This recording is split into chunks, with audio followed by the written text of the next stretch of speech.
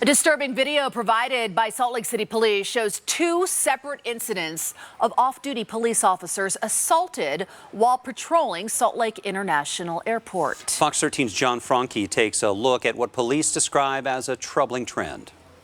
More than 20 years since 9/11, the threat of terrorism at airports is still very real, especially for law enforcement. That's why their job here is so important. But more and more, they're becoming targets. Nothing that I would ever expect or have to have one of my officers go through. Every day, officers patrol every inch of Salt Lake International.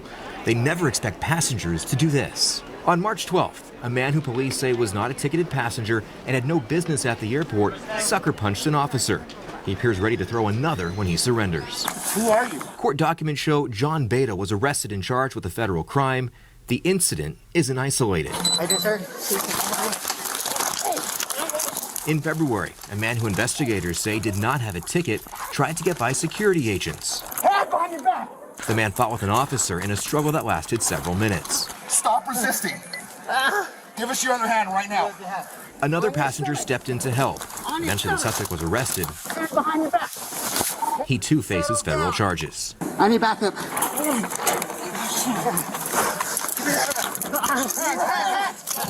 Shut up. It shows his hands up, towards his body. We don't know if he was going for a gun or brought some other device in. Thank goodness he did not. But those things are very real concerns at an international airport. Give your hand now. Give your hand. Give your hand. Salt Lake City Police say in 2021, citywide, these incidents resisting arrest and assaulting officers increased more than 16%, and there isn't an explanation as to why. It just could be the times we're in right now, but this loss of civility and this unlawfulness really needs to stop. Sir, you're going to walk with that. Don't cause any problem, okay? Captain Stephen Bennett says the restraint and the ability of officers to de-escalate the incident speaks to their training. Both had head strikes, which clearly, shook them up, but they, were still able to keep it together and act in a professional manner. 845, we just had a male just come up and attack 852 from behind. Reasons why he believes that Salt Lake Airport is still one of the safest in the world. I would bet my life on.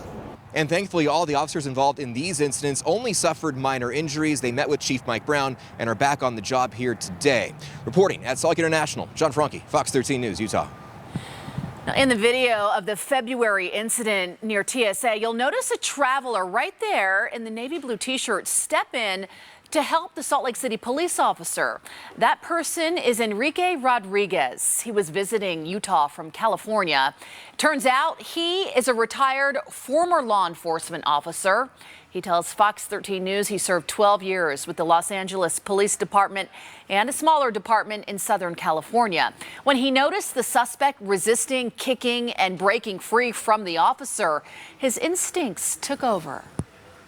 That's not a normal action for a normal person. And don't know anything what's going on with that gentleman, but that's just not normal activity. So when something like that happens, you unfortunately have to think the worst to be prepared to handle any situation that arises. Backup officers arrived moments later. Salt Lake police say they are grateful Enrique was there to help. They add the suspect never breached security.